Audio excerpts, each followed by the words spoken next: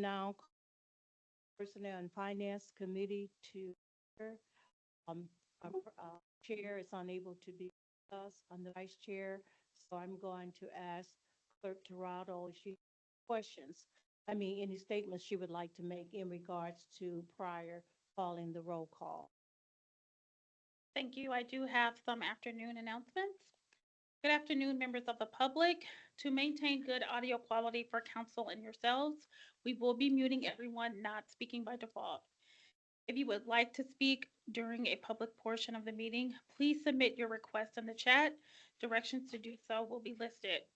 We ask that you provide your full name and residential address, as those are required for all speakers at in-person council meetings. Those wishing to speak must activate their camera, displaying the speaker to be recognized by the chair. Thank you. Thank you. And now, will you please call the roll? Committee Member Gooden Rogers, Present. Citizen Member Kaz Marganu, Present. Vice Chair White. Present. Do we have a quorum? We have Yes. three. Yes, we have a quorum. Okay, we do have a quorum and we'll move forward. At this time, I would ask Clerk Tirado if please would read bill that's before us. It's Bill 49-26. Bill number 4926, amending section 9-16 of the South Bend Municipal Code to establish rates for mobile integrated healthcare visits. Thank you. And we do have a presenter, and we'd like for you to state your name and address for the record, please. Good afternoon, committee members. My name is Jenna Throve, City Attorney with offices on the sixth floor of City Hall. The bill before you this evening amends sections 9-16 of the municipal code, which provides the rates and charges for the EMS department to incorporate charges for mobile integrated healthcare. This is part of some new legislation that's come up at the state level. Several years ago, the state began this process of allowing EMS services to establish a mobile integrated health program, and the city established one in 2021. More recently, the law was amended statewide to require insurance companies to cover this sort of care. And so we decided that it was worthwhile to amend the municipal code to include rates and charges for this mobile integrated healthcare, so that it could be included along with other EMS rates. And I also have with me tonight Chief Buchanan and Assistant Chief Skorkin and Meyer to provide additional information. Okay, thank you. Thank you. Again, state your name and address, please. Thank you. My name's Andrew Meyer. I'm Assistant Chief EMS at South Bend Fire. I have offices at 1222 South Michigan, South Bend, Indiana. Just to elaborate on what Ms. Rose said, is that this is a program that we've been doing for probably about 10 years now. And back in 2021, we were one of the first, if not the first, recognized mobile integrated healthcare program in the state of Indiana. I go as far as saying we were the first because we were first on the agenda that day. And that was the first that they were actually recognizing those departments. What the mobile integrated healthcare program does is it's two of our full-time employees that are not retired paramedics, but older paramedics with a lot of experience in 911. And what they do is we address the overutilizers that we feel might be utilizing 911 services and not really warranted. So we go out and we try to figure out why they're constantly calling 911, and we address any social or medical needs that they might need. Do you guys have any questions on that? Committee members, do you have any questions?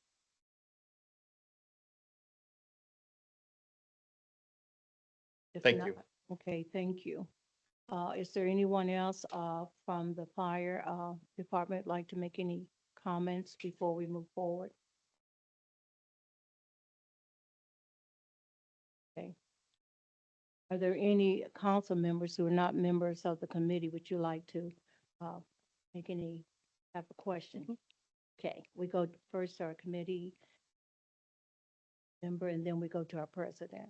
Okay, thanks. Mhm. I actually have several questions. Um, so you defined the mobile integrated healthcare as being addressing overutilizers. How is that determined? The term overutilizer, it's, what we do is we take, our client base comes off the top 80 people that are calling 911. And it could be twice, it could be 50. It's whatever number falls in that top 80 people. And then they start addressing those folks. A lot of those folks sometimes are recommended by some of the emergency response units that might come into a home that they feel as though this resident might need our services. It's all integrated through the way they're notified. It's all integrated through our reporting systems.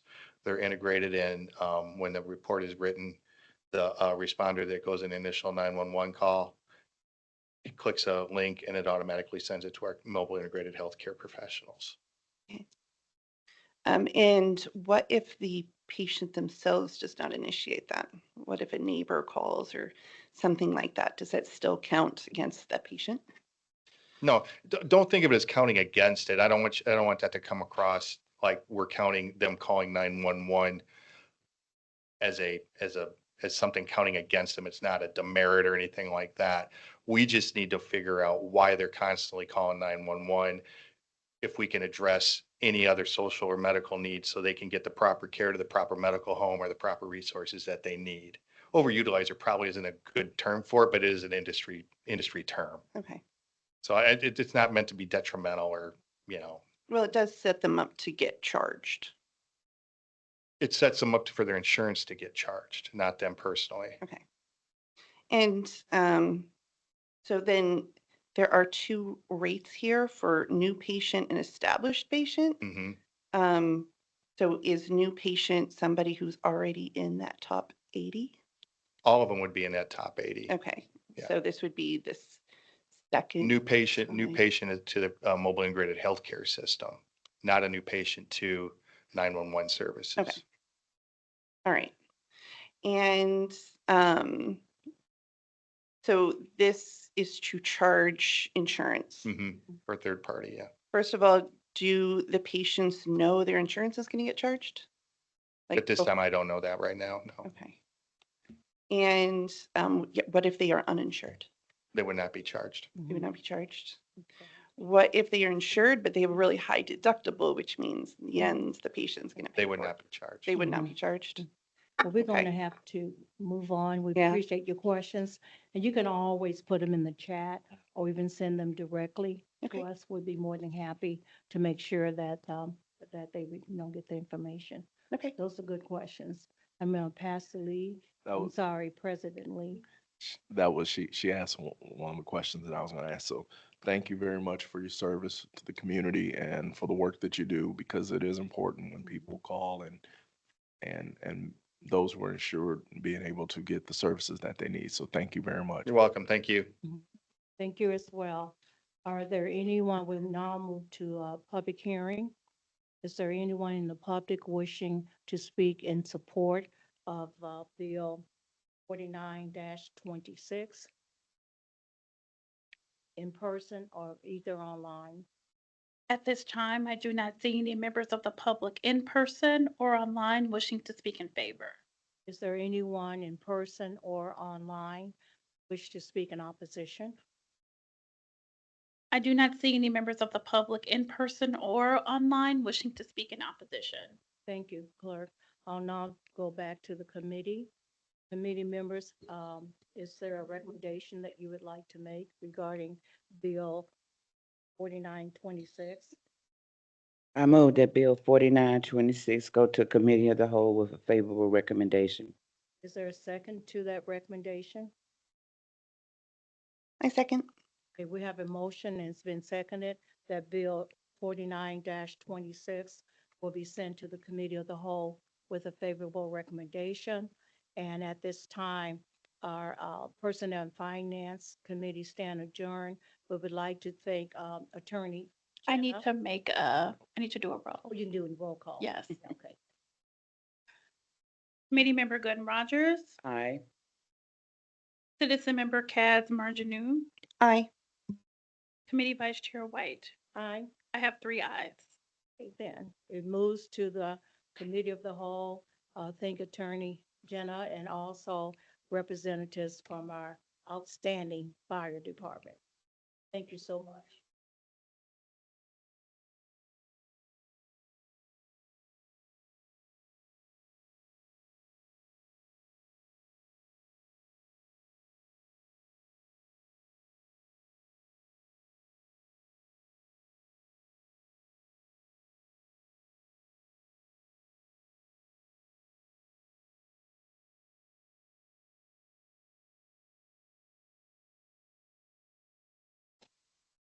Excuse me. I would like to welcome each and every one of you to the Common Council Community Investment Committee. This committee hears and discusses issues that falls within the Department of Community Investment, including economic development and development incentives, tax abatements, business licensing, and code enforcement and animal control. I will now call the Community Investment Committee in order. Clerk Tarada, I believe you would like to make some comments prior to calling the roll. No comments needed, just, I can do the roll. Okay, please do so. Thank Yep. you. Committee Member Bolden Simpson, we do see online. Here. Citizen Member Kevin Upton, Present. Committee Vice Chair Gooden Rogers, Present. Committee Chair White. Present. I have 4 present. We do have a quorum. Thank you so much.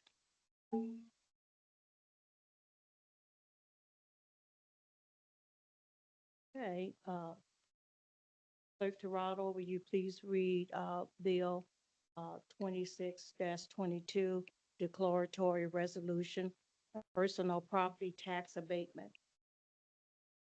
Bill number 2622, declaratory resolution, personal property tax abatement for Tenco Incorporated. Thank you. I would like just to read this note. Tax abatements requires unique process involving the consideration and passage of 2 separate resolutions at 2 separate meetings. The first resolution is a designated resolution declaring the property and economic development area. Then at a different meeting, a confirming resolution detailing the tax abatement must be heard and considered for passage. Thus, the process results in multiple presentation of the property, project and details of the tax abatement. And so we have before you a representative from the administration. We do ask that you state your name and address, please.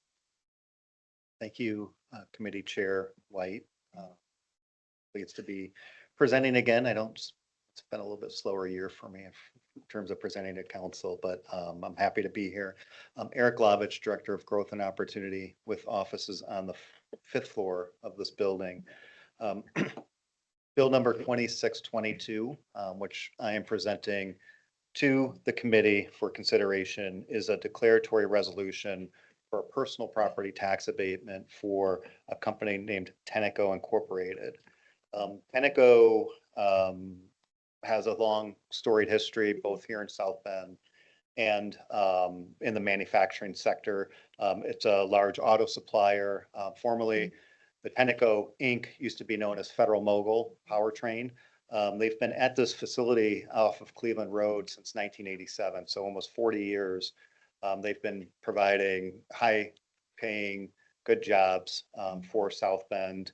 And whenever we bring personal property tax abatements to the council for consideration, it's a sign that the property is investing in their facilities. They're looking to create jobs.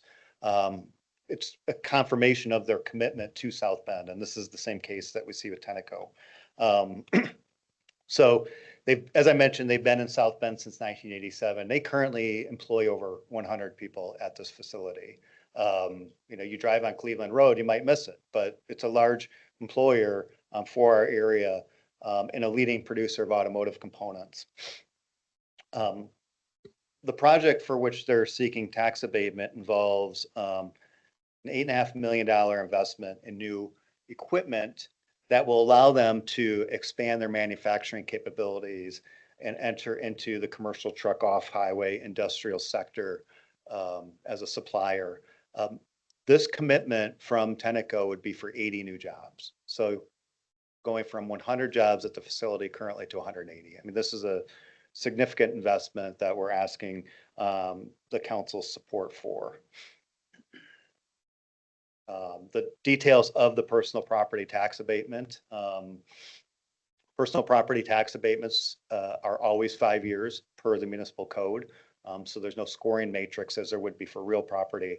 We looked at the property and personal property taxes that had been paid. So, this year, this property, 3605 West Cleveland Road will be paying an estimated $125,000 in personal property, just by looking at their tax bills at this property. When we look in and we run the estimated, investment into our spreadsheet, the first year after this property is installed and in use, we estimate that they'll be paying over $100,000 as a tax liability. So we apply the abatement to then the new assessed values. And during this full 5 years, we estimate that they'll pay about $625,000 over those 5 years. Excuse me, let me rephrase that. The taxes that they would pay in the absence of an abatement would be $625,000.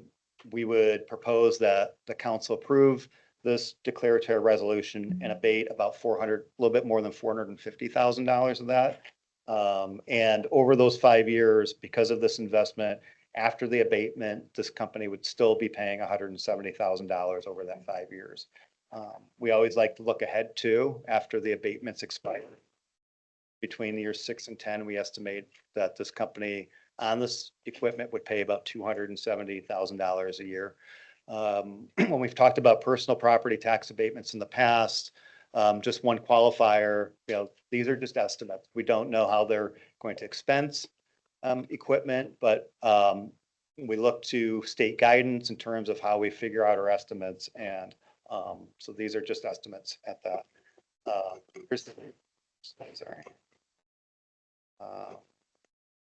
Here's the kind of the abatement. It was laid out in terms of what their taxes would be and what we would abate. And I do know that a representative from Tenneco is here, and I'm come up, just introduce yourself and maybe say a few words about the project. Name's Alan Sullivan. I represent 3605 West Cleveland Road here in South Bend for Tenneco. Would you like to share some comments about the project? So as everybody probably understands, that there's a lot of things going on in the automotive industry. Tenneco is a big part of that automotive portion. What we're doing is we're actually moving into a market that we've barely been able to scratch, and that is large scale commercial off-truck highway emissions control systems. So when we're talking about power plants and generation, Tenneco's not in that business. Tenneco has designated our site as that location because we happen to have the room for it. When we get done building this unit that we're going to be building is 8 foot tall, 8 foot wide, 6 foot tall, 12.5 foot long. And that's the reason why you can see that the number of people that we're trying to employ is pretty big. We'll be having 5 of these a day being made when we get over and go up and going at the end of the year and beginning of January. So it's a huge undertaking. Our customers, it's just one of many customers that have been asking for this type of business. They're not seeing a lot of here. And being that we're in Indiana and South Bend, we're really centrally located for the automotive industry as well as the commercial industry for items in Illinois, customers in Missouri, as well as Nebraska. So we're pretty centrally located to all the material, and they want to see us move forward with the project. Thank you. Thank you. I will now go to our committee members. Do you have any questions that you would like to ask of the petitioner If so, please do so. So, Mr. Sullivan, you're part of the Apollo Global Group. And since they took over Tenneco, you closed a number of factories across the country. You had a fairly significant layoff here a few years ago, right? So to answer the three questions that you asked, first one is, yes, Apollo as a conglomerate owns Tenneco Incorporated. We are a business that's underneath their shield. Have they closed many facilities? The automotive industry continues to change, and moving things around from one place to the other of where our market is and where our customers are is essential for the business. So there has been some things that have been moved to different locations. I can't personally state that we've closed for any other reason besides moving and combining pieces of the business together. But Apollo is a private equity firm, so their trade is cutting costs and reselling companies. So my real concern is the people that were laid off. Do they get any kind of priority on the new jobs you're creating? Have they all just disappeared? So for your third question is yes, we did go through a restructuring here in the South Bend facility. That was actually prior to Apollo. Apollo acquired Tenneco in 2022, in October, November of 2022. That restructuring in South Bend actually happened in October of 2020. So we did have that. That was due to automotive moves. As everybody knows, during the COVID, a lot of things happened within the automotive industry. A lot of places moving here, there, trying to restructure a lot of the business. Our facility has stayed there, and we have worked on it. The people that have been in the facility have continued to work on it. Are people that were previously employed allowed to come back? Absolutely. We've had several of them that have come back. We continue to have a retention rate of less than 4% as in turnover because of the facility and people enjoying the jobs there. So I don't think I have anything else to answer on that, but in regards to how do we expect it to go in the future? I'm just concerned. There was a story in the Wall Street Journal today about the challenge for the private equity businesses. Many of them having a hard time selling their acquisitions. Please understand, I'm representing Tenneco. My philosophy personally may be aligned with what you're saying, but I'm representing Tenneco today. Thank you. Yep. Thank you. Is there any, another committee member would like to ask a question? Okay. Yes, I'd like to know, when you said some of the people have came back, so was that because it was a layoff and then they were called back, or were they rehired and had to start all over again? So in 2020, there was a 2-year period where we really didn't hire anybody and we really contained what we had. So that's well beyond the layoff recall rights that people have generally. But people that have come back have started either over, or if we were able to bridge them, we were able to bridge them. It all depends on the individual, depends on the time. So with this tax abatements that you're seeking today, will this help the company to be stronger? So there's two answers to that. Okay. One is any new business will always help the company be stronger. But more importantly, and I think the question you may be asking is, how does that help the South Bend facility be stronger? And the answer is yes. This actually gives us more fuel to the fire going forward. It allows us to move into a different market. As some of you may or may not know, the South Bend site, we do piston assembly. So one of our huge customers is GM. We do assembly for all their pistons for their engines, and we send them locally here to Michigan, to Tennessee from this location. This gives us more market in a way in which we can expand our business even more. Because as the gentleman said, in 2020, when we had the restructuring, half our plant stopped being used. We actually had a huge space. This actually is taking up over 80,000 square feet of space that we've had available to give us more business. this is also the launching platform for potentially even more, because that's what we're trying to do, is trying to expand in this market, and it gives us an opportunity. So from the South Bend perspective, the answer is it lets us figure out how we can go to the future. Thank you.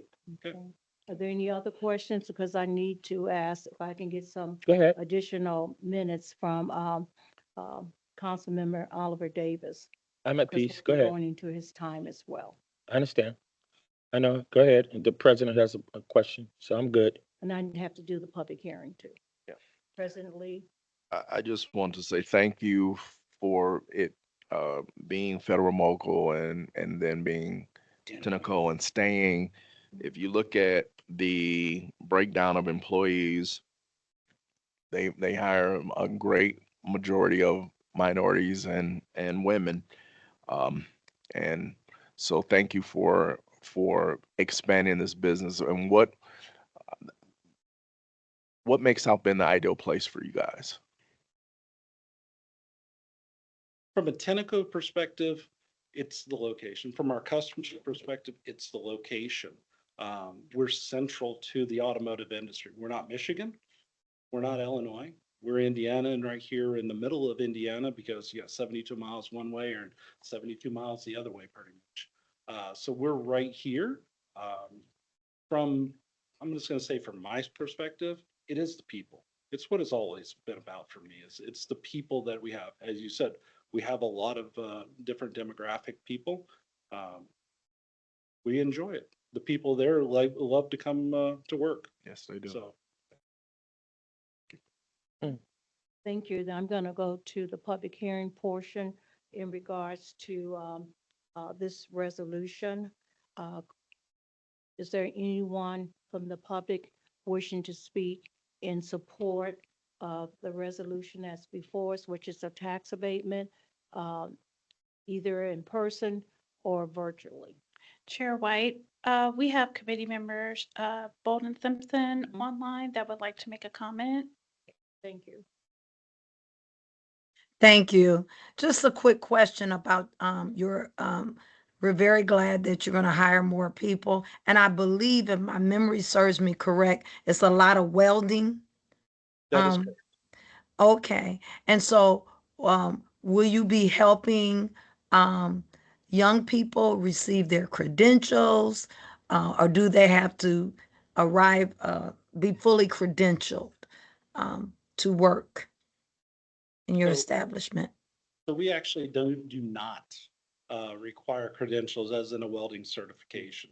What we're looking at upfront and later on is upfront, we're looking for people that can weld to help us kick everything off here at the very beginning. But by the end of the year, we're bringing in people that need training. Because in welding, there's all different types of welding. Overhead Mhm. welding, vertical welding, SIG horizontal welding, behind Mhm. the back welding. So we're looking for those people, which is a very small group up front, but the majority of the people will be people that have to learn to weld more. So we've been working with Ivy Tech locally to see what we can do for them. They can have any welders there. We've been working through through the community, Mhm. for different people. And we've also been working with the South Bend's, I guess they're the individuals that are trying to bring themselves back into society. Reentry. So Reentry. the reentry. Reentry, okay. So Well, we're also working with them as well. Okay. Every year, the school corporation, South Bend Community School Corporation, and other area schools have a trade show at Notre Dame with all the construction trades and everything. So I don't know if you attended that. You can get some seniors that are, ripe for the market. So I invite you to that if you haven't. If you weren't there last year, I don't recall seeing you, but it was a big trade show. Yeah, we were not there. We know that we're planning on October, because in October is usually manufacturing day. Mm-hmm. October, we're looking to enter into that again because we've done it in the past. But if Okay. there's a trade show, I would love to hear about that, because there's no reason to skip potential candidates. Yes, South Bend Community School Corporation, get in touch with Superintendent Eid, and I think school board member Kate Lee, she put that on, and that would be an excellent place for you to get some of our young people they just need to have an opportunity. And thank Absolutely. you. I did see that your $40 per hour is your hourly wage. I believe it's more like $37 40 per with the hour. package. I don't think I've oh. seen $40, so I don't want to Okay. mislead. I might have rounded it up in my head. All right, thank We you. all do. Thank you for coming to Thank you. South Bend. Thank you. Mhm. Keep them working.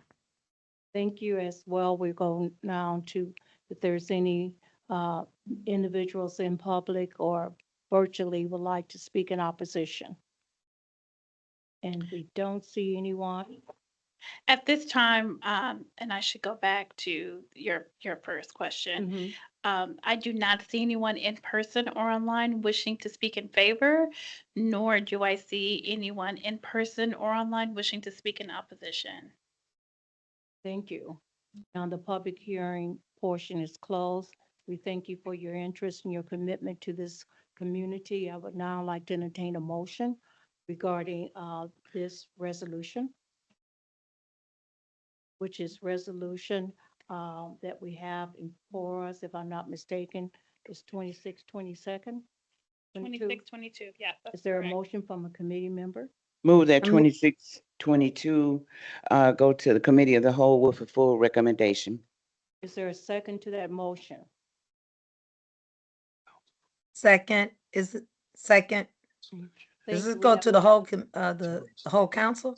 Or, Yes. Yes. Whole council, Um, was it a resolution? We have a Yeah, motion that's resolution. been made and seconded, and being it a resolution, it would go to the full council With a with a favorable. favorable recommendation. Now we have roll call. Committee Member Bolden Simpson, aye. Citizen Member Kevin Upton, Aye. Committee Vice Chair Gooden Rogers, Aye. Committee Chair White. Aye. I have 4 ayes. The motion would move forward with a favorable recommendation. The last item that we have on the community investment, I apologize for the time span that we have, is Bill 26-23. So Clerk Gerardo, you want to read that for us? Bill number 2623, Declaratory Resolution Real Property Tax Abatement, or GLC Mid-Bay LLC. Thank you. We have a presenter. Eric Glavich, Director of Growth and Opportunity. Office is on the 5th floor of this building. Knowing that we're pressed for time, I'll be a little bit more speedy here. This is a real property tax abatement, which is the types of abatements that we typically present to the council for your consideration. This is for a company affiliated with Great Lakes Capital. This particular LLC is called GLC Mid-Bay. Through this LLC, Great Lakes Capital would build a new industrial/warehouse speculative building up in the Portage Prairie development area. We've presented Portage Prairie real property tax abatements in the past to council, and council's approved those. This would just be another building that would add to the economy that is continuing to grow up in Portage Prairie. This would be a little bit smaller than some of the other buildings that GLC has built recently, but the design behind this building is flexibility. There is a demand for smaller, medium-sized industrial or warehouse space. Great Lakes Capital is building this building to be adjustable so that it could be smaller, multiple tenants, or if there was one tenant that would want the entire space, they could rent that as well.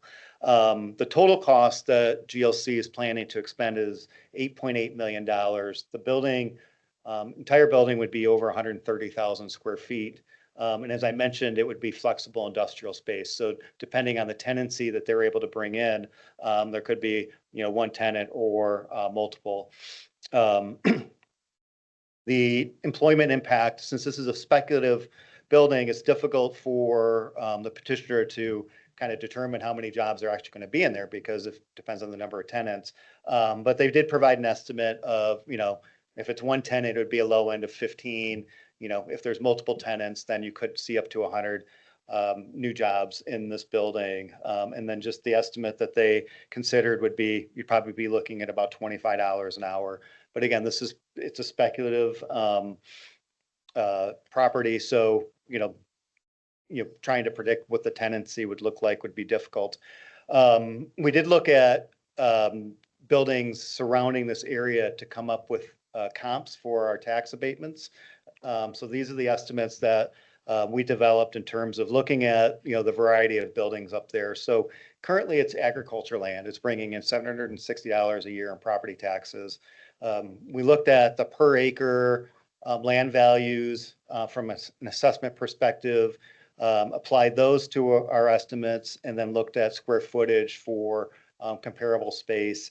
The annual taxes that we estimate after this building is completed would be north of $300,000.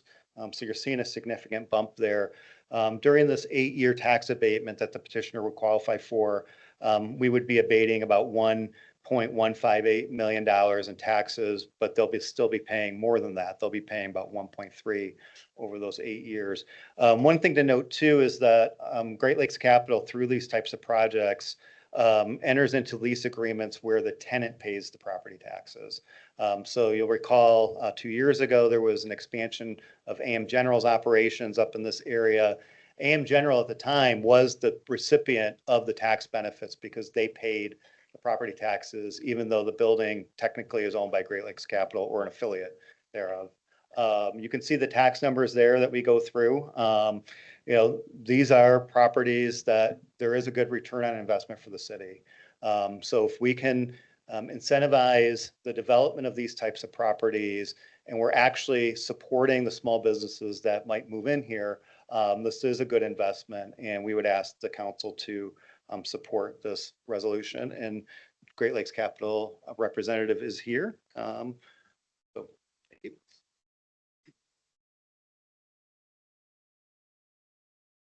Thanks, Eric, and good afternoon. My name is Ethan Fowler. I'm here with Great Lakes Capital on behalf of GLC Mid-Bay LLC. Eric summarized a lot of it, so I'll try to be brief here, but really the last 10, 15 years, developers have tried to do big box industrial developments, a couple 100,000, 1, maybe 2, 3 tenants. So what that's done is not really built anything for the smaller, medium regional businesses. And so what we're doing here is we're trying to build a building that is built to accommodate up to 12 tenants. This would be 1,000 square feet leases. And what that would do is it would provide new modern space for these smaller users. And so as far as the abatement itself, like Eric said, it would go directly to the tenant. It would basically decrease their operating costs on that building and also make the development more feasible. But on the big box versus smaller, the big box has just been pretty big. You see it out in Portage Prairie. Those are all usually pretty big buildings, usually single tenant occupied. You see it in the broader region. You see it really throughout the country. So that's kind of why we're here today, trying to present something a little different. So thank you for your time and consideration. Happy to answer any questions. Thank you for your presentation. Committee members, do you have any questions that you would like to ask from the petitioner? Anyone online?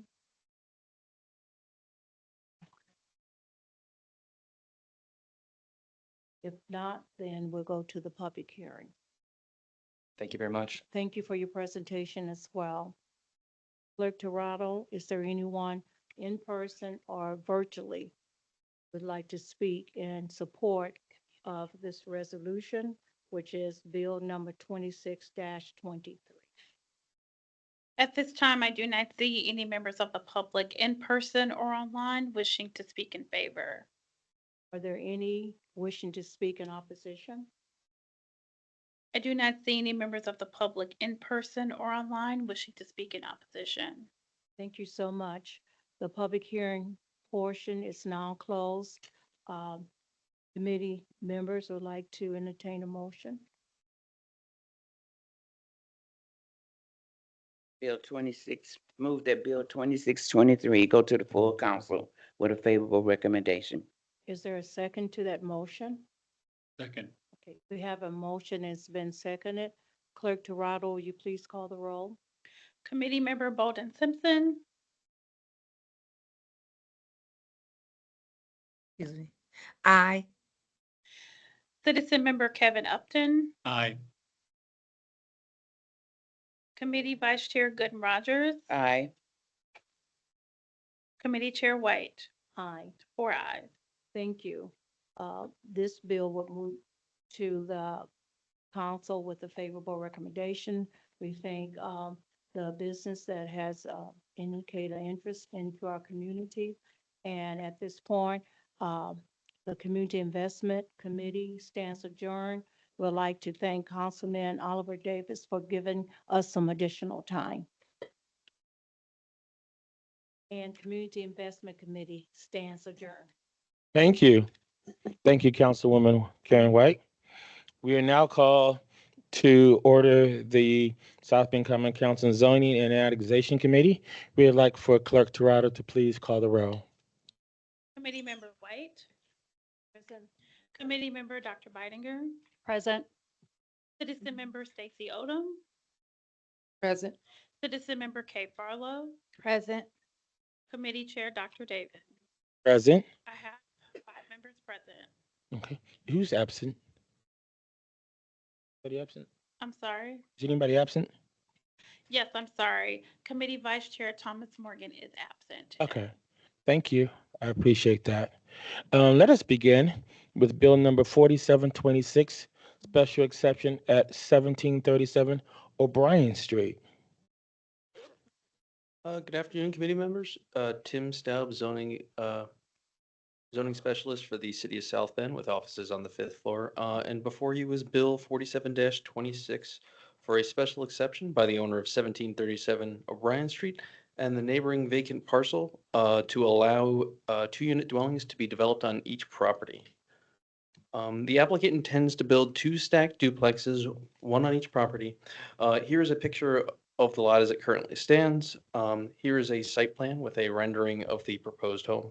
The use of 2-unit dwelling is consistent with objective H1.1 from the city's comprehensive plan, which is to encourage residential development that contains a mix of housing types, densities, price ranges, and amenities.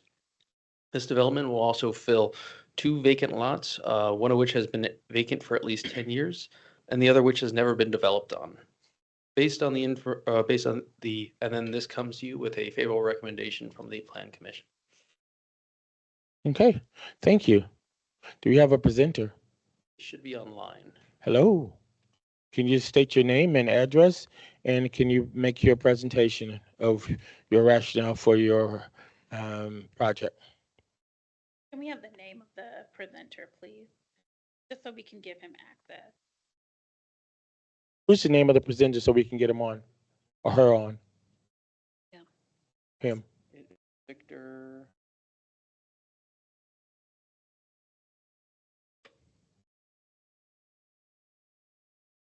I do not see him present. Yeah, Victor Castro is the name, but Pardon me? Don't see Victor him. Castro is the name. Okay. Attorney Palmer, our normal practice has been just to move it forward without any recommendation, see if they show up tonight. That's correct. Okay. Do we still need to have a public hearing with that in mind, or what do we need to do? You still have the public hearing that, moving it forward is just a motion at the end of the public hearing. Okay, thank you, sir. All righty. Well, let's go to our public hearing then. Anybody would like to speak in favor of this bill? Please come forth, share your thoughts, your name and your thoughts. I do not see any members of the public in person or online wishing to speak in favor. Okay. If anybody in opposition of this bill, please also do likewise.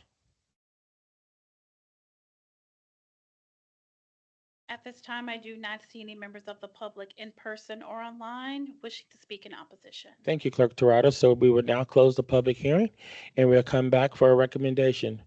And again, Attorney Palmer, could you share what that recommendation should be? It's the practice of the council or this committee that if the presenter does not appear at the committee meeting, it goes forward with no recommendation. Thank you, sir. So could we have one of the members, whether citizen or a council member who's on the committee, to make a recommendation?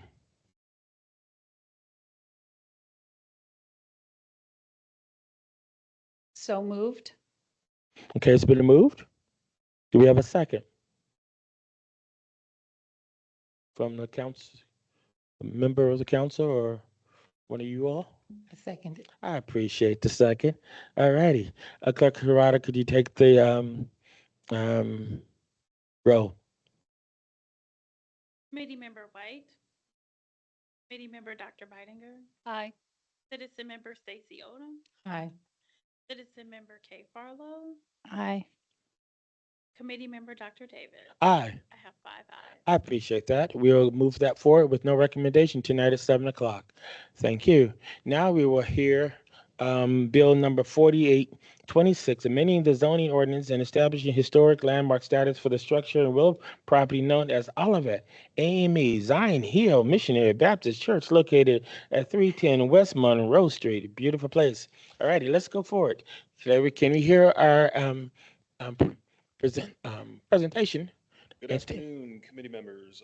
My name is Ross Van Overberg, Historic Preservation Administrator with the City of South Bend, offices on the 4th floor of City Hall. Before you is Bill 4826, the petition to landmark the Olivet AME Zion Hill Missionary Baptist Church located at 310 West Monroe Street. In early 2025, the congregation of Zion Hill Missionary Baptist Church contacted the HPC staff inquiring about the church building at 310 West Monroe Street, known as the original Church of the Olivet AME congregation, which they have used since 1986. After research by staff and local historians, it was determined that the property located there had significance in the settlement of African American community and the history of South Bend. In May of 2025, the Zion Hill Missionary Baptist Congregation submitted an application to the staff of the Historic Preservation Commission to petition for a local landmark designation ordinance to be issued by the South Bend Common Council for their property at 310 West Monroe Street. The Olivet AME Zion Hill Missionary Baptist Church possesses a high educational value as a single intact site through which multiple themes central to South Bend and St. Joseph County history can be interpreted. The property illustrates the location of the first religious institution established in South Bend by a congregation of African American descent. The extant structure was constructed by that same congregation at this same site at a later date, which has since accrued historical merit. The building is an example of the design, plan, detail, and materials of the early 20th century church construction. The structure was rated as significant in the latest summary of the report of the Indiana Historic Sites and Structures Inventory, which described it as being unaltered and in good condition.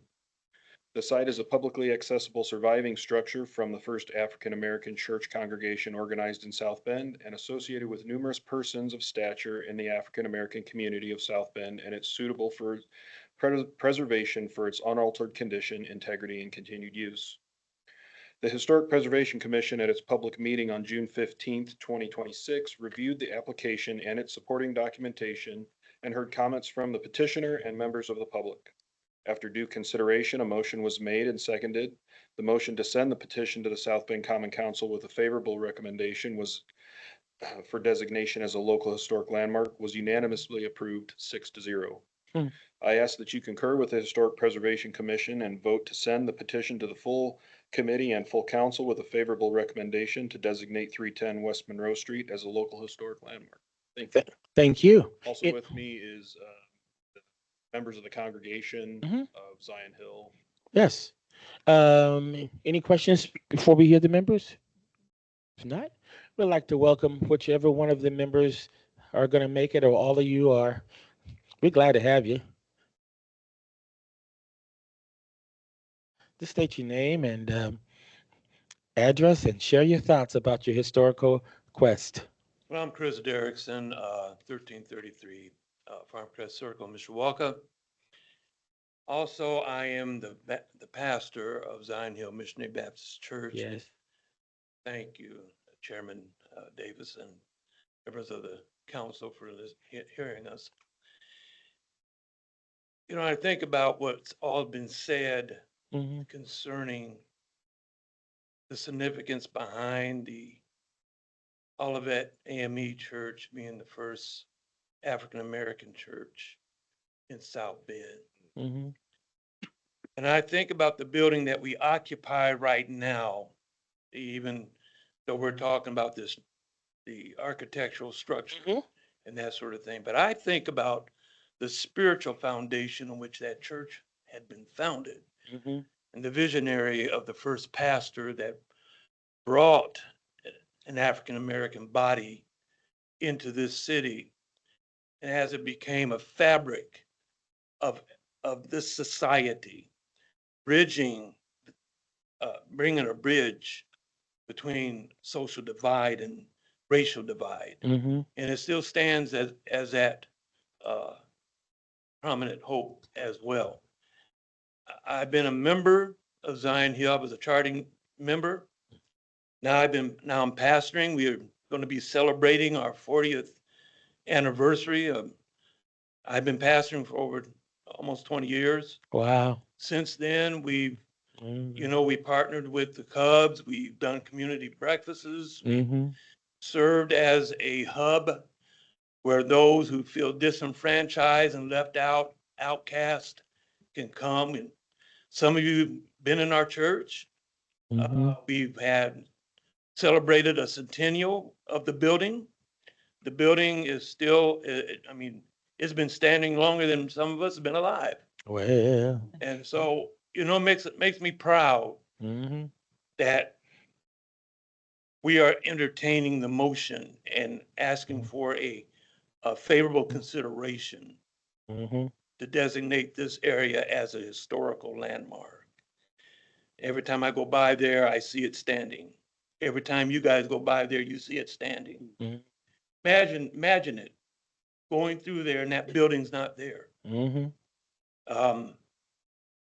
I understand in 1969, it was threatened by a wrecking ball. Mm-hmm. Since we've been there and I've been pastoring, the city of South Bend had came to me, I remember. to the congregation of wanting the building. We stood firm and we rejected it. We understand the significance behind this building and all that it can still continue to provide for this community. And so I'm just petitioning and asking for full consideration, favorable consideration of designating 310 West Monroe as an historical landmark. I feel you about ready to make an altar call. You know what I'm saying? I'm telling you. But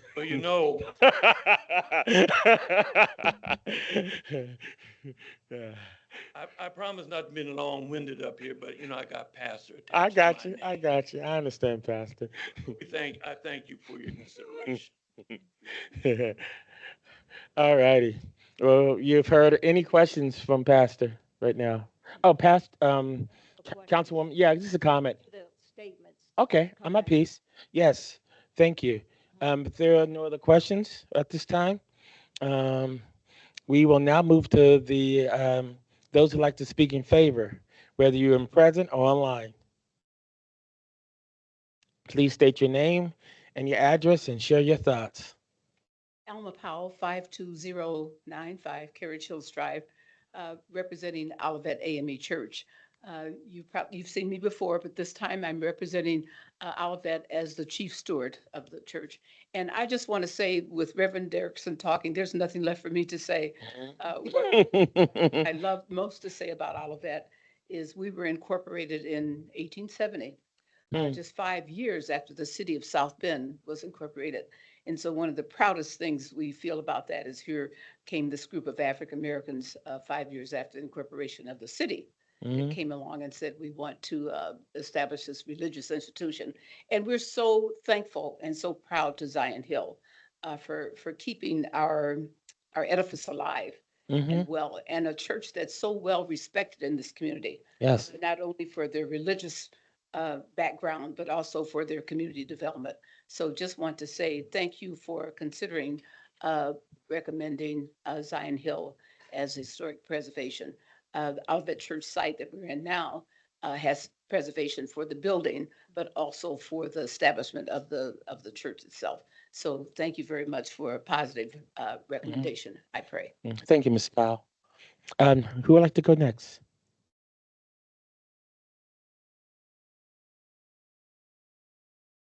Good afternoon, everyone. My name is George Garner. I live at 911 East Wayne Street. I make my statement today as a private citizen, though for full disclosure, I do serve professionally at Indiana University's South Bend Civil Rights Heritage Center in the role of assistant director and curator.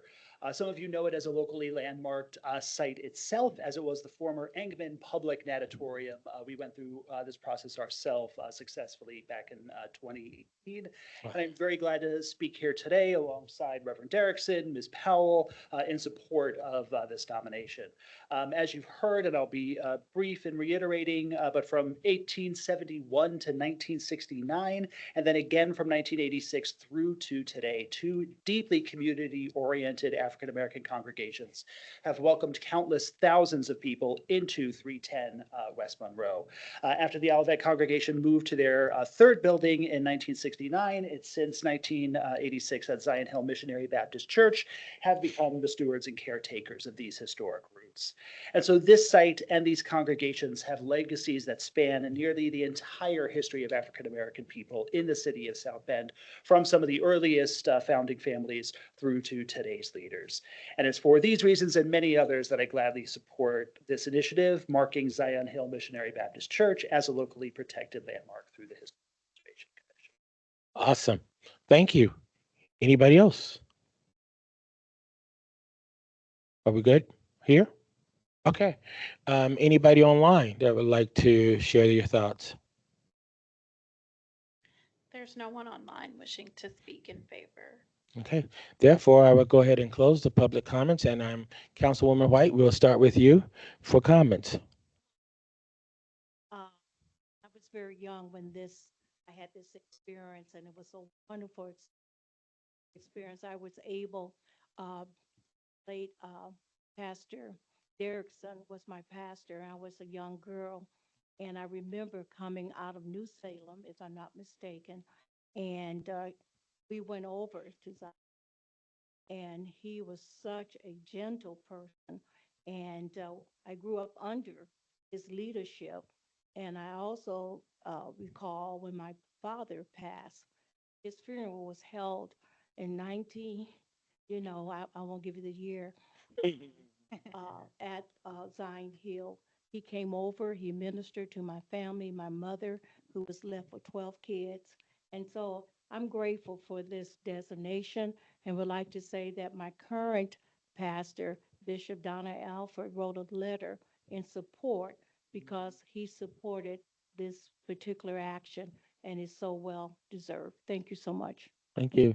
Councilwoman McBride, then we hear from our president, and then we just come on down. Thank you, Chair. I appreciate it. I just want to say that I am in support of the historic day and moment. I too have been, our churches, actually our sister churches, and under the late Pastor Sam Chase and Pastor Derrickson, Elder Derrickson, and may he rest in peace, were very good friends. And we still fellowship with Zion Hill to this day. And they have been provided a safe place for not just the community, but for our church specifically. So I am definitely in support of this resolution, and this is a great day and a historic moment for them, and well deserving for them to be declared historic landmark. I'll yield. Thank you. Thank you, Councilwoman. Now our President Lee. Yes, to all of the members of both churches, we stand on great shoulders and appreciate those who come before us and lay the way and laid a foundation for all of us that are here. So again, I support this very much. We're very grateful for, I'm trying to do the math in my head real quick, 1875. 1870.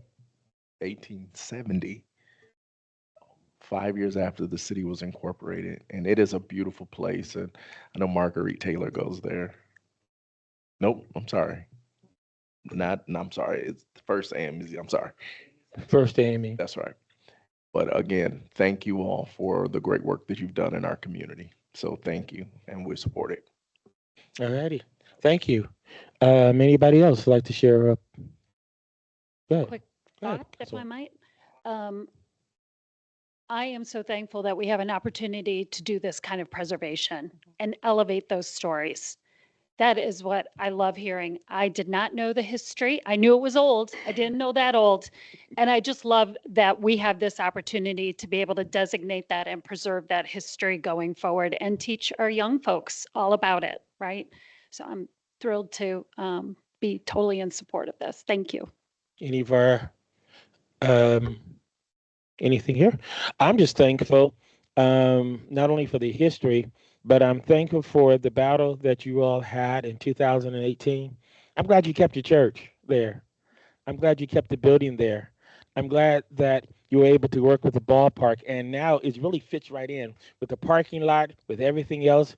I'm just grateful that when we went through all of that, that you stayed firm and we had a good relationship with everybody, and it started friction, and we came together in such harmony that it was every time I passed by there, I smile because I remember, and I thank you for doing that. And now, because of that, we can be here today. So I'm very pleased with that. I have no further comments. We'd just like to have a motion from somebody.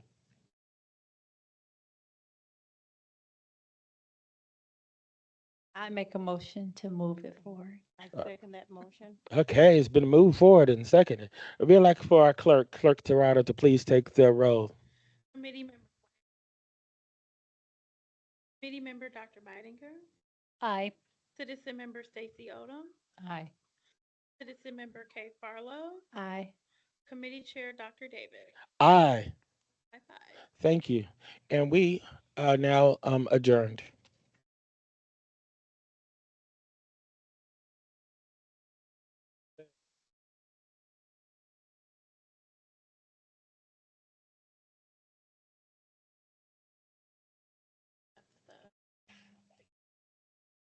Get Sharon, can you get Councilmember McBride's tag over here, please? Thank you. Yes, thank you. Thank you. Thank you. Thank you. I would like to call the Health and Public Safety Committee meeting to order. Clerk Torado, would you please call the roll? Sure. Committee member Dr. Bidinger, Present.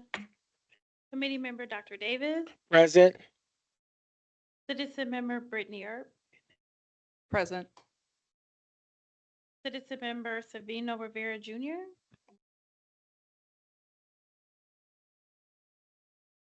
and Committee Vice Chair McBride, who is chairing this evening. Present. We have another citizen. You, He's not here today. but you got called, right? By present, I see Savino. Online? Yes, he's on. Thank you so much. Welcome, Savino. Okay, Clerk Torado, will you please, nope, we have to accept the substitute bill. There's a substitute bill. May I have a recommendation for acceptance of the substitute bill? Motion to accept the substitute bill? Second. With a motion and second, could you please call the roll? Committee member Dr. Bidinger, Aye. Committee member Dr. Davis, Aye. Citizen member Brittany Earp, Aye. Citizen member Savino Rivera Jr., Committee Vice Chair McBride. Aye. I have 5 ayes. Thank you. Clerk Torado, will you please give substitute bill 3926 a reading?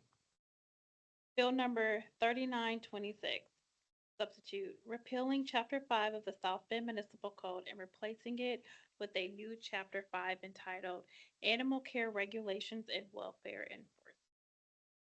Thank you. Presenter, welcome. Good evening, everyone. My name is Jenna Throw, City Attorney, offices on the 6th floor of this building. I believe I shared, I think it's maybe just delayed a moment.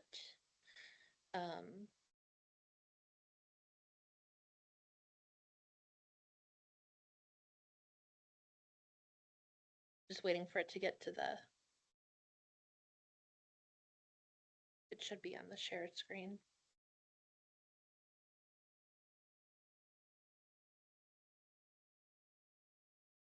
Sorry about that. Okay.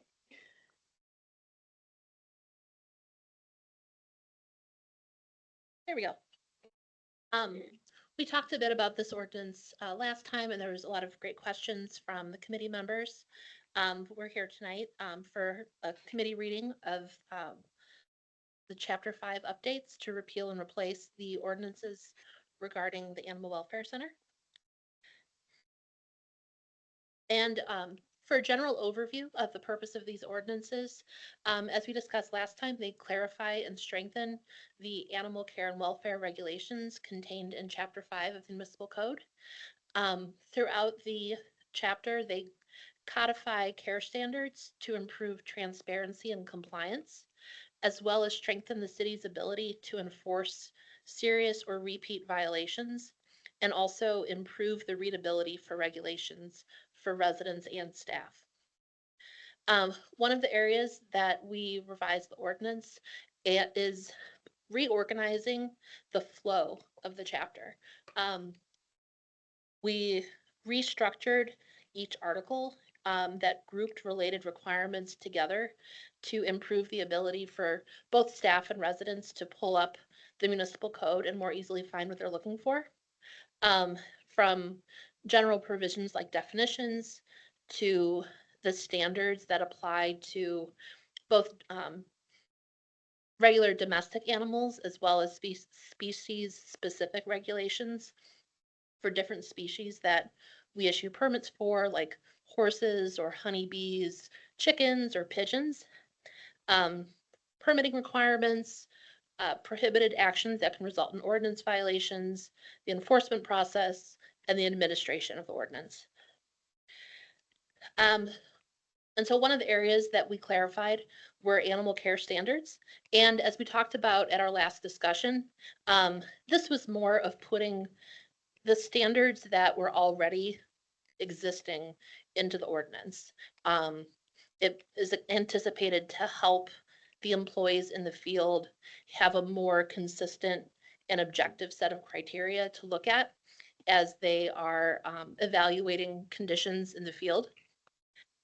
Set clear benchmarks for identifying neglect or mistreatment, and support timely and appropriate education and enforcement. Also worked on expanding the permitting and licensing framework. Permits themselves are not new.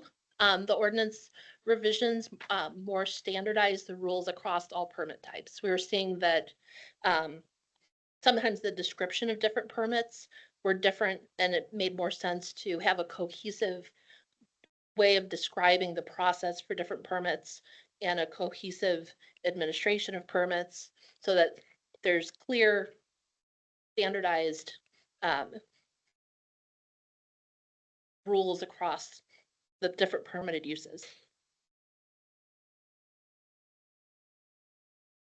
One of the next areas is the formal animal designation system.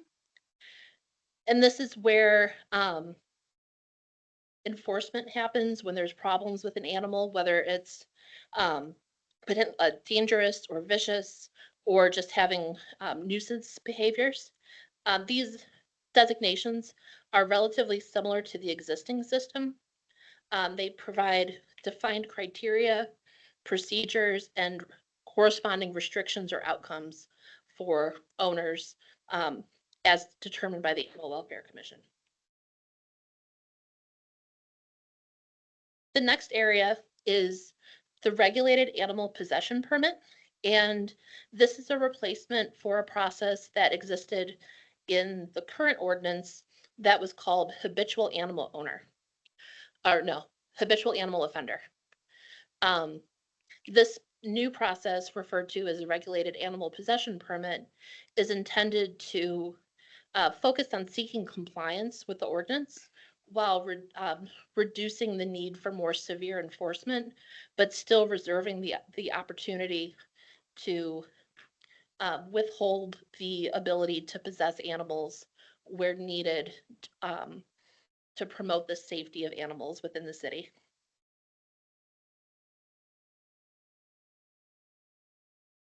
Throughout the ordinance, we took steps to strengthen the description of the enforcement process and due process requirements that are included within the ordinance. As was discussed at our last meeting, education and voluntary compliance remain the goal, and these tools assist when those measures are unsuccessful. The ordinance clarifies the authority for investigations and inspections, impoundment of animals, establishes the detailed hearing procedures before the Animal Welfare Commission, and clearly describes the notice and appeal rights before the Animal Welfare Commission. As I mentioned, one of the areas that we really look to improve the ordinance is improving the readability. So we went and worked on streamlining the definition section to remove definitions that were no longer used in the text or incorporate definitions within the ordinance where that made sense. And then also use more plain language drafting to help residents understand their responsibilities. We also received feedback from the Animal Welfare Commission and specifically addressed that feedback in some of the changes that were made in the substitute bill. A few of those areas are that with the regulated animal possession permit, in cases where SBARC staff recommends a denial of a permit, those would be presented to the Animal Welfare Commission. Because that process is roughly the equivalent of the habitual animal offender, that would be the equivalent of the process that occurs now if we have a habitual animal offender case where we recommend a lifetime ban on owning animals. So that is currently heard by the Animal Welfare Commission, and the corresponding decision through the regulated animal possession permit would also be heard by the Animal Welfare Commission. Also eliminated references to a hearing officer in certain areas to avoid confusion, and added labels to the fee chart to make sure it was clear which amounts applied to which categories. Questions? No, there were a lot of questions and great questions and discussion at our last meeting, but I'm happy to help address any additional questions. Thank you so much for your presentation and going in further detail with the report. I will now turn to the committee to see if there are any questions of the petitioner. No questions at this time. Savino? Yes, please unmute yourself and state your name and address for the record. He's a committee Oh, member. committee, so, just yep. unmute yourself. Yep, thank you so much. Mr. Savino? He doesn't have any questions, so we'll just like lower his hand. Oh, he just has his hand up that he was here. appreciate it. Yeah, Okay, thank you. thank you. Thank you, Clerk Torado. Mhm. At this time, I will turn to the other council to see if there's any questions.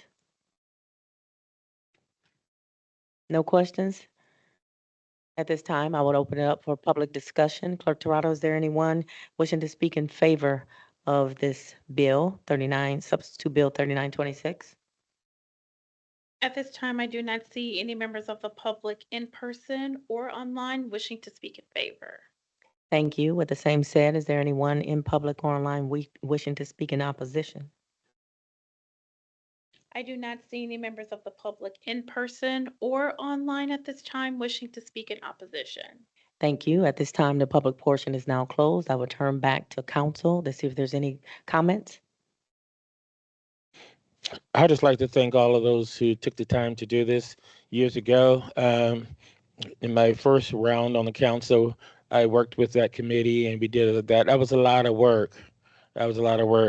And Valerie Shea was a part of all of that back in the day. And so I know what that is this time. And so from what you did, I want to say thank you. You're welcome. And it's something, and I appreciate everything, especially with the repeat offenders, those kind of situations. My daughter ran into a situation years ago. We had to testify about all that. And so I really appreciate what you have done. So thank you. Thank you, Dr. Davis. Anyone else? No, I will turn to the committee. What's your pleasure? I would like to move this forward tonight to the committee of the whole with a favorable recommendation. Second. We have a motion and a second. Clerk Torado, the roll, please. Committee member Dr. Beininger, Aye. committee member Dr. Davis, Aye. citizen member Brittany Earp, Aye.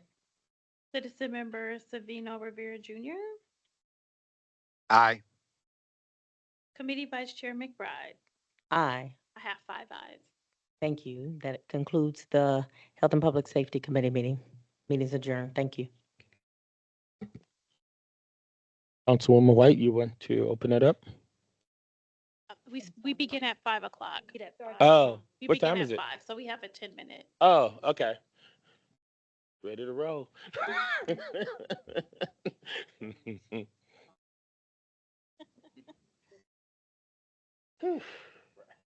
I be getting my ticket to go home, Philia, this week. I'm looking for it. I'm gonna get it. Yeah, I'm gonna get it. I'm gonna fly out the Thursday. I'm gonna stay all the way to that Monday. My homecoming from my high school is that same weekend. Oh, it's gonna be that same weekend? Yeah. And how many years is that? 39. Next week is 40. Oh, okay. Okay. Yeah. That's good. But yeah, so I get the chance to see them.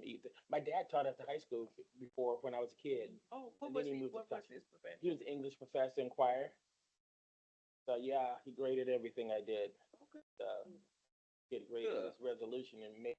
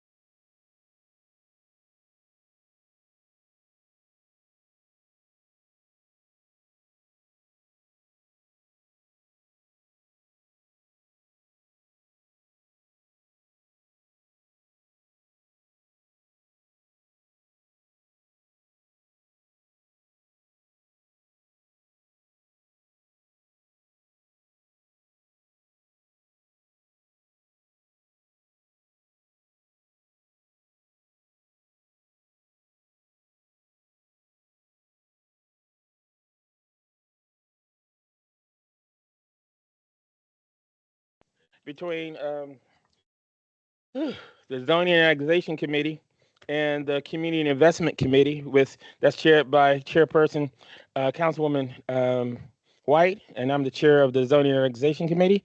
So we'd like for our clerk to introduce the what's on the committee agenda first. You can do community investment, and then we do a zoning, and then we'll turn it over to our attorney. So I will call the roll for community investment first and then zoning and annexation. That is fine. Committee member Bolden Simpson.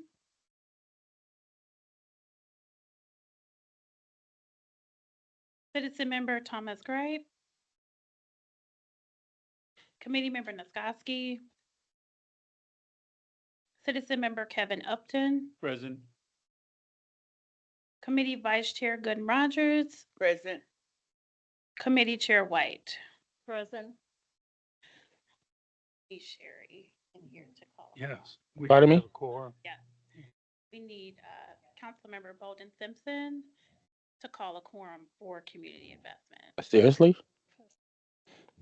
If we have a quorum with ours, that can happen if we just. Because they're separate committees.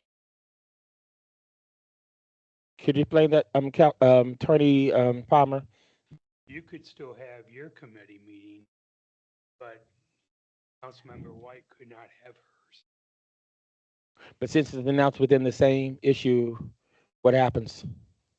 You just, well, basically, since it's an information gathering system, it doesn't really matter.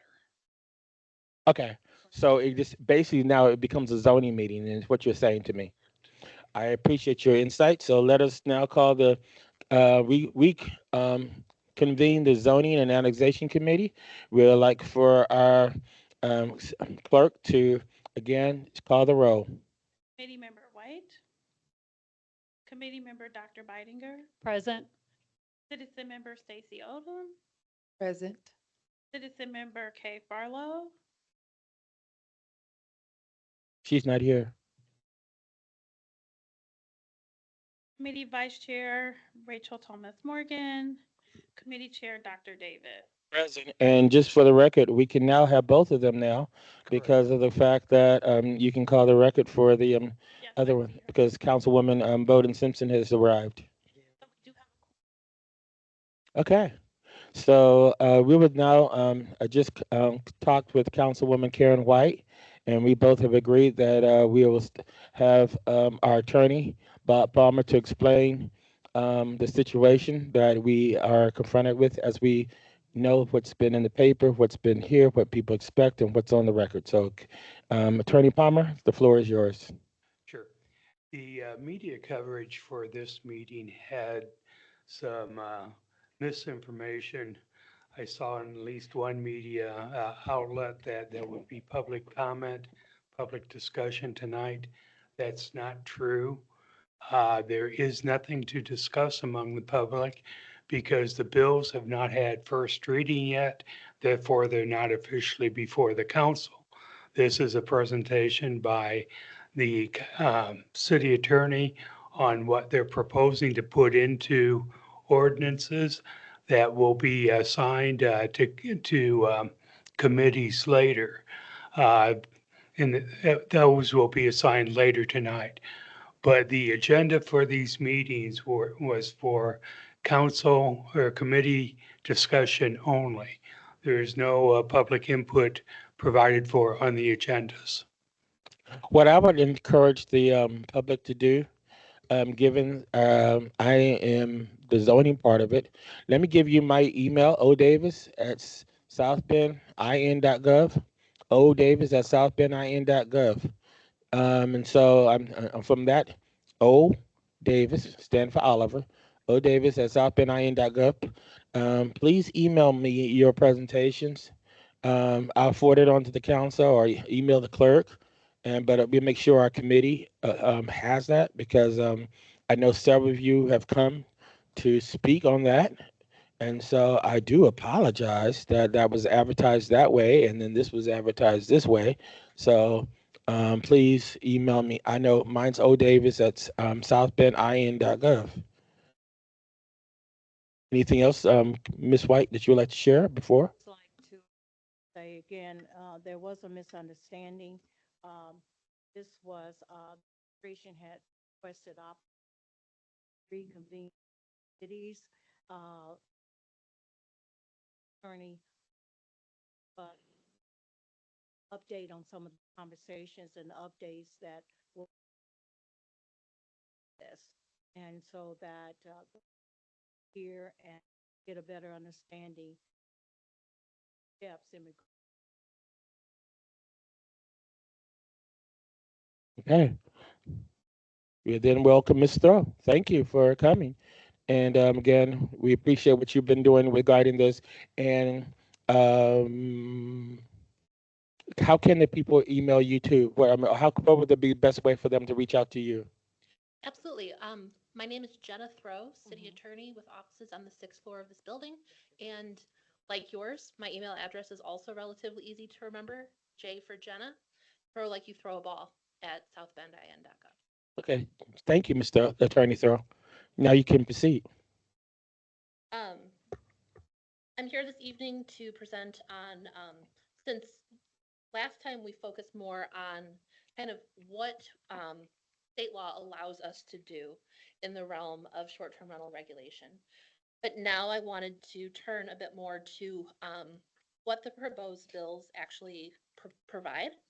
One of the bills will propose a city permit for short-term rentals. That permit will capture owner and emergency contact information. And as part of the permitting process, that will provide for standardized application of enforcement tools throughout the city. The second bill is the special exception. And this bill will create a short-term rental special exception within the zoning ordinance. As council begins to review the bills, you'll probably notice that the special exception bill looks a lot like the text amendments that you typically see from the zoning team. And that's because essentially that's what it is, just weaving this process into the existing zoning process for special exceptions. And that would require a special exception for non-owner occupied short-term rentals. So first, some background requirements regarding the permitting ordinance. The definitions in that bill would be established by reference to Indiana law. The chapter of Indiana law that governs the regulation of short-term rentals by municipalities already defines a lot of the relevant terms in this area. And so we felt that it was best to just refer to those terms of art by reference to the statute language. We also identified legislative intent that's consistent with the sorts of regulations that are authorized by Indiana law, such as promoting health and safety, promoting the residential character of neighborhoods, and the regulation of noise and nuisance. It also requires that a short-term rental use be established either by being owner occupied or by obtaining a special exception. And within the concept, we'll talk about this a bit with the special exception, but there's a concept in zoning of being legal non-conforming. A property could also be legal non-conforming and not require the special exception, but that's so, but the use has to be established by one of those means. And the property must also comply with the fire, building, and property maintenance code.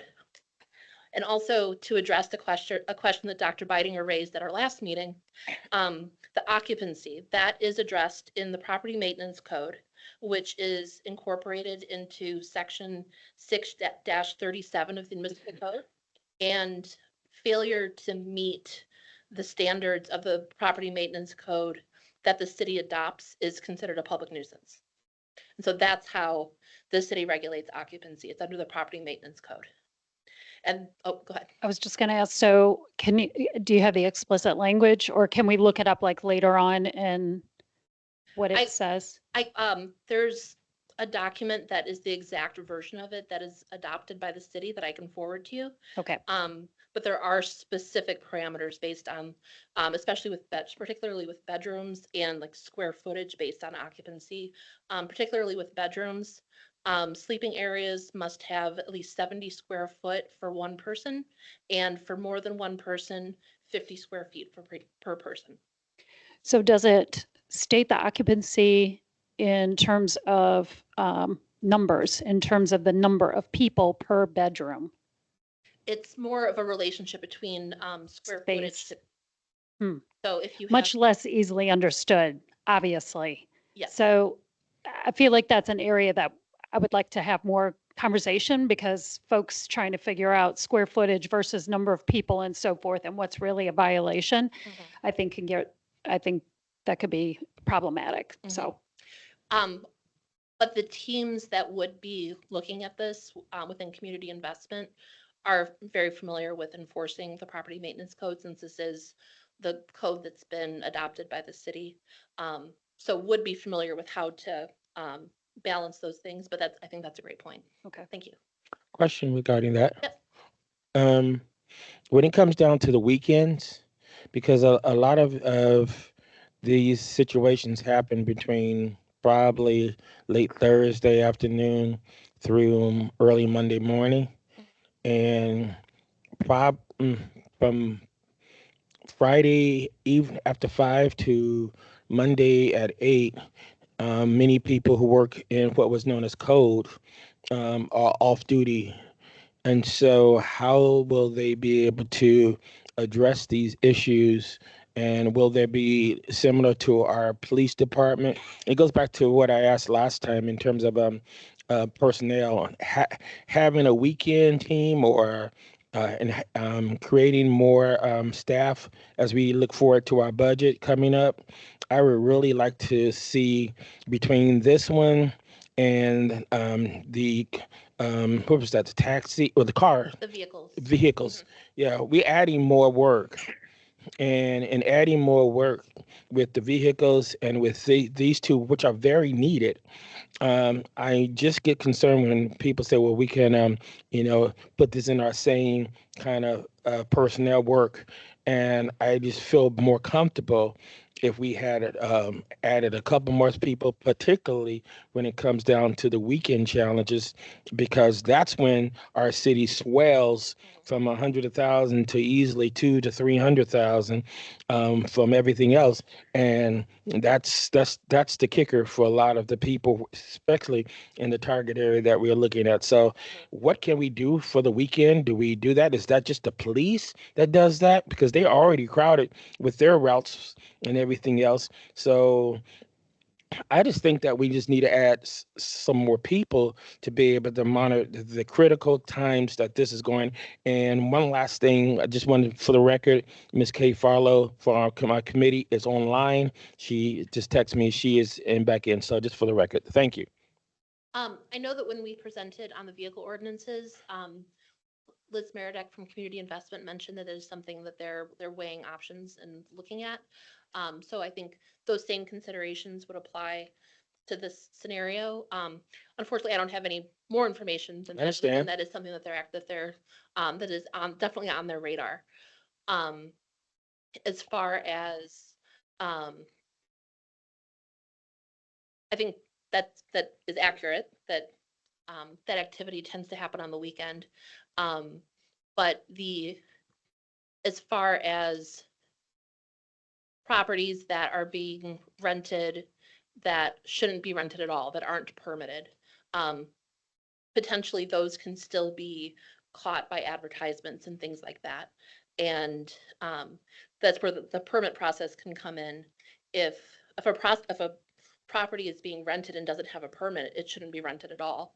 And then and also the contact information helps if there are issues that PD is running into. So, and I know that neighborhoods is looking at their options for the first part of your question, but there are some other pieces that this network of ordinances can do to help with some of that. Because it still is a call-in kind of a situation, like neighbors call in or neighbor associations can call in regarding that. Because again, not only are the weekends, but after 5 o'clock, when a staff goes home. That's when you can really tell when people are there, because it's oftentimes doing 9 to 5.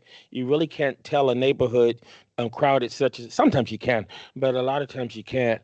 But when people start coming home from school and coming home from this and getting that evening, you're like, okay, that's a little bit too many cars over there. That's some noise over there. You know, then you start picking up in the ears, and that's when but then that's oftentimes when our staff is also home too, and that's a concern. And the noise sort of things could potentially be calls that rise to the level to be enforced by police, and those could rise to citations that could result in the revocation of a permit. And so it all kind of weaves together in that way. Okay, thank you. You're welcome. I have a question. Oh, yes.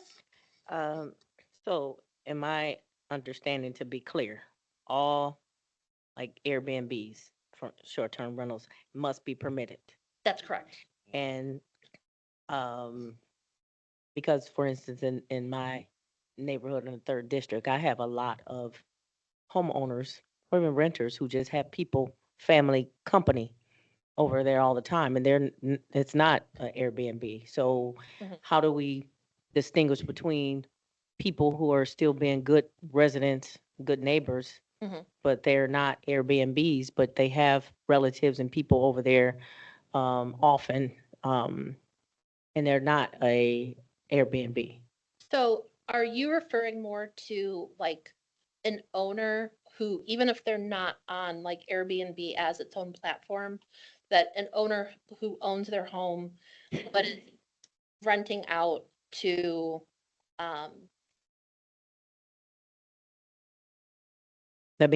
No, not renting. They just have people there all the Just people time. Their grandkids Okay. or their adult kids, they're there, but it's not a Airbnb. It's just that they have a lot of family and gatherings all the time. And I've been in my residence for over 20-some years, and it doesn't bother me. It would probably not apply to those sorts of properties. The short-term rental, I'm trying to pull up real quick, the actual short-term rental definition. Because I guess I'm trying to say, if a person is calling to complain, but it has nothing to do with Airbnb, how do you distinguish between someone calling because they're not renting the house out, they just have their grandkids over or adult children there frequently, and but it's not a Space. rental, and I know that, for a fact, but I'm just saying, it seems like it's getting into a lot of things that could trickle down. So I guess some of my other along that line is for having also short-term rentals, but you have good landlords or homeowners. How do you encourage, especially in our city town, with a lot of colleges that we have, not just Notre Dame, but IUSB, Bethel, how do you encourage people, or is the plan not to discourage people from having short-term rentals? Are we a welcoming city of people with Airbnbs and handling that? And so I think, as to the first part of your question, the definition of short-term rental is renting either a home or a dwelling unit within a home or a dwelling unit within a multifamily dwelling or condo for terms of less than 30 days. And so that involves some sort of actual rental transaction. So it wouldn't necessarily be just a homeowner who has there's no rental transaction, but they just have family members staying with them informally, where there's no rental involved. As far as trying to make sure I keep the parts of your question straight, as far as being welcoming still, I think that's a really great question to make sure that we're balancing enforcement with being welcoming. And Indiana law, the way that it very, very narrowly focuses what we are able to adopt as a city, the permitting system is very very curtailed in what we can ask for, and basically contact information, and you pay the money and you get a permit. So the state has it set up to where it's not meant to be burdensome. The use just has to be legally established by either having an owner occupied property, having a special exception, or being legally non-conforming as a non-owner occupied property that has been using their property as a short-term rental. Thank you. You're welcome. Does that answer all the parts of your question? Yes, well, the last thing is, did we look at any other cities, like model cities that we emulate or? The other major cities in Indiana adopted short-term rental ordinances before the state started to tighten this up. And so if we directly modeled what they did, our ordinance would probably violate the statute. Okay, thank you. President Lee had a statement. Yeah, thank you. One of the ways I was doing some research and talking with the assessor for the county was being able to identify what homes. I know that's a big challenge. What's an Airbnb? What's a home owner occupy? And he does have some resources and some ways to be able to identify those that he would definitely love to talk to you about. And that's by going by seeing what properties are homestead, has a homestead exemption and which doesn't, and that could help us identify, those individuals that are Airbnb, so that we don't have a cross of somebody who just have a house and people are thinking, oh, it's an Airbnb and I'm calling the police on it, so that people will know. So I just want to offer that up as a resource of. And that's certainly something that's been on our radar. And I think that came up in some responses to some of the questions that we got from one of our community members regarding how the homestead exemption kind of intersects with this. And that's certainly something that's been on our radar too. That is certainly relevant in whether a property is owner occupied or not, because that under Indiana law, that changes quite a bit, the way that it's handled as far as a special exception. One other question, following up, I know Councilwoman Dr. Bidinger had sent out a note regarding the issue of why first reading was coming up so soon. Because they were still needing some more time for people to have discussion. And I think maybe in the neighborhood or whatever that are targeted I didn't see a response to that. I don't know if anybody else did, or did anybody give you a response, or what was the No, rationale? this is our second meeting, right, that we're having this conversation. And at our first meeting, the whole gallery was filled and we got to hear from two people. And so now we're having another conversation, and I felt as though the timeline seemed like we were rushing a little bit. And I felt like we could just slow down the process just a little bit so that the community feels very comfortable about what it is that we are eventually going to be proposing to do, right? So, but we can decide on timelines later. I'd like to continue because I want to make sure that we have enough time so we can hear all the details. I'm at peace. Great, thank you. So we talked a bit about kind of like the background requirements for the permit. So this slide reflects some of the requirements for the permit itself. And like I mentioned in response to Councilwoman McBride's questions, these requirements are pretty much exactly what is set forth in the statute. And this is what we have to have based on what's in the statute. The fee is $150. And under the statute, it could be no more than $150. Owners must provide emergency contact information. If that information changes, it must be updated within 30 days. A permit would be issued within 30 days of application.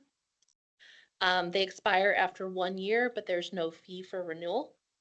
Permits may be revoked after 3 citations, but there is an opportunity for a hearing. And revocation can be effective for up to 1 year. Owners may reapply after revocation, but they must pay the permit fee and any fines that resulted from the citations. If there is a change in ownership, the new owner must apply for a new permit. The permit wouldn't carry over. And operating without a permit may result in a fine up to $500 per rental. And so before, I think my next slide probably moves into the special exception requirement. Are there any questions about the permit itself before I move to the special exception?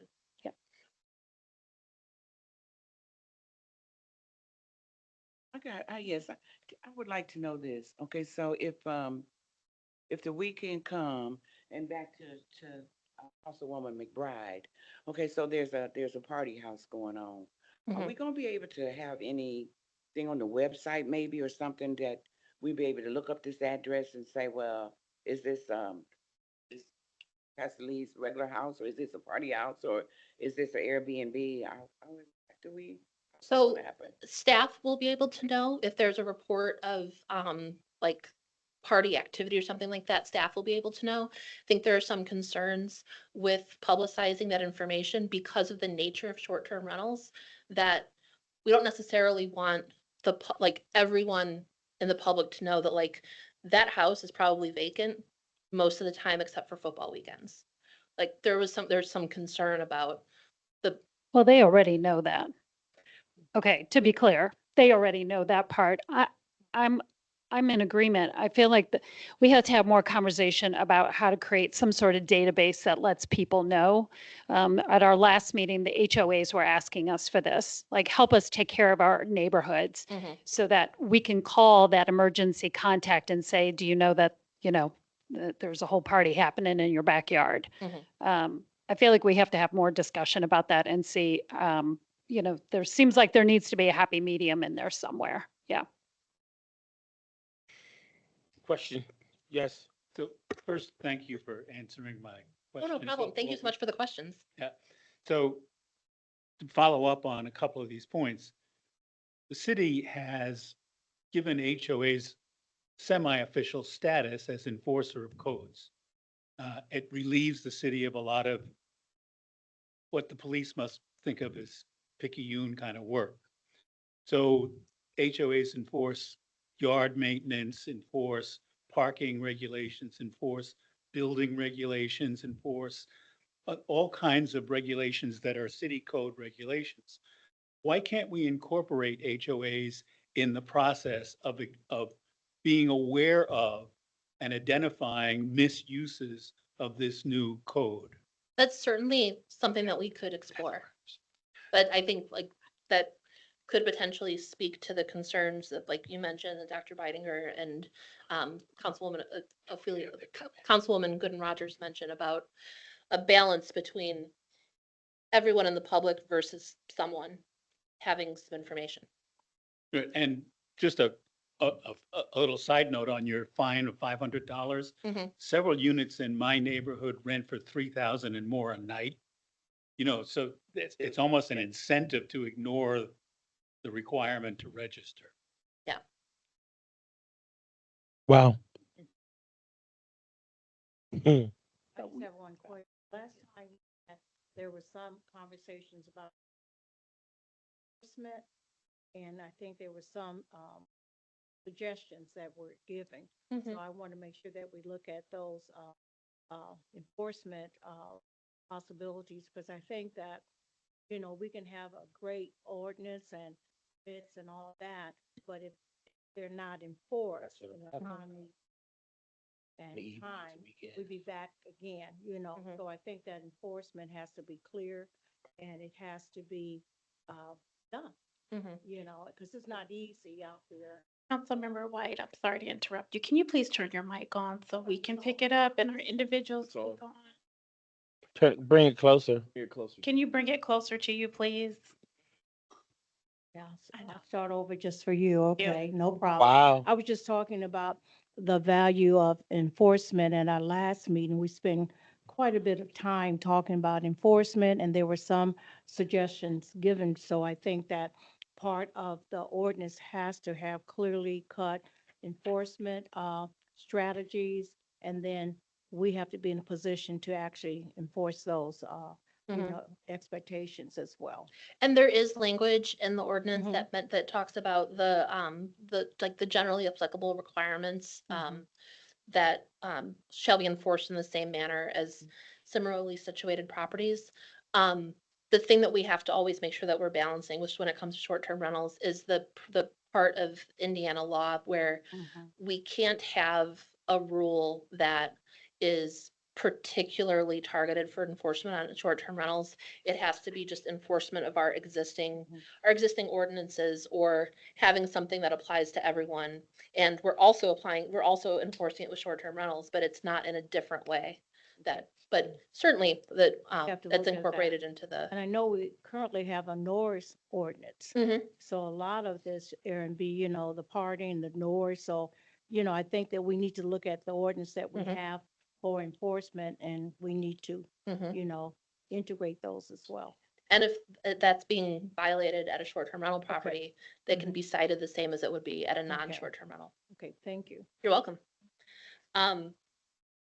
So then the second bill that's part of this short-term rental regulation framework is the special exception ordinance.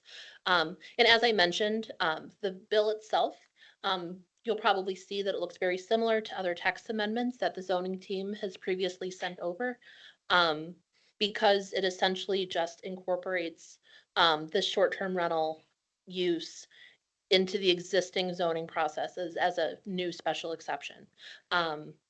Owner-occupied rentals are excluded from the requirement, and it provides a description of the short-term rental use, which also requires that use to have the city permit.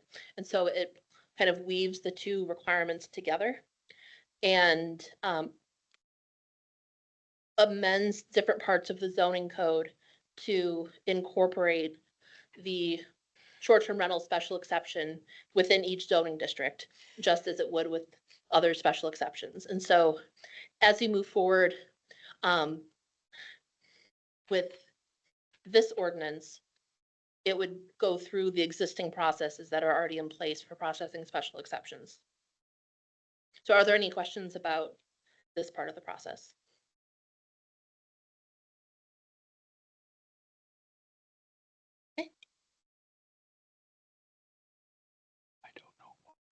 Thank you.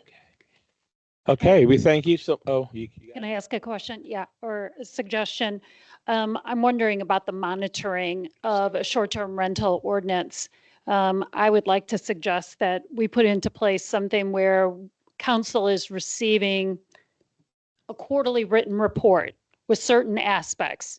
How many permits happened, right? What are the complaints? What are the noise violations, trash, all of those kinds of things, so that we can have a good understanding of the scope and the depth of STRs in our community, and perhaps even then an oral presentation once a year to council from the department about short-term rentals. I think would be a great way to monitor, at least in the short term.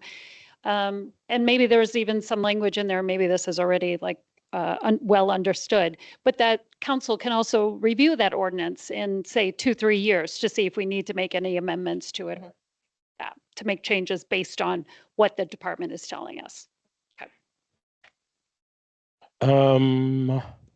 Before we go, council, not council, yeah, you're council, but your attorney, Attorney Palmer, are there any key things that you could review with us in terms of the legislation that you could look over to say that we may need to tighten this, add this, from your own legal opinion from that standpoint? I'd like to see that, for you to give us a summary of what your thoughts are. I would appreciate that, because I want to, I just feel better if you were to, give that green light. I appreciate it. I appreciate it. Councilwoman White, any closing thoughts from your committee? Okay, I do see one from Councilwoman Bowden Simpson. Well, I just want to add that just a few days ago, I went to go visit one of our sister cities, and they do have the reports on each district, and it seems to be very helpful to report out on various things, not just pertaining to short-term rentals. But I just want to emphasize that I think that we need to do that overall. Because doing it like that would help us to not be targeting the short-term rental law because like Attorney Throw said, anything that we put in, we have to do for everybody. I believe everybody when it comes down to that. So that's very important for us. All righty. If Councilwoman White, she said nothing else, and I'm ready to adjourn, and thank you. Now we turn it over to President Lee.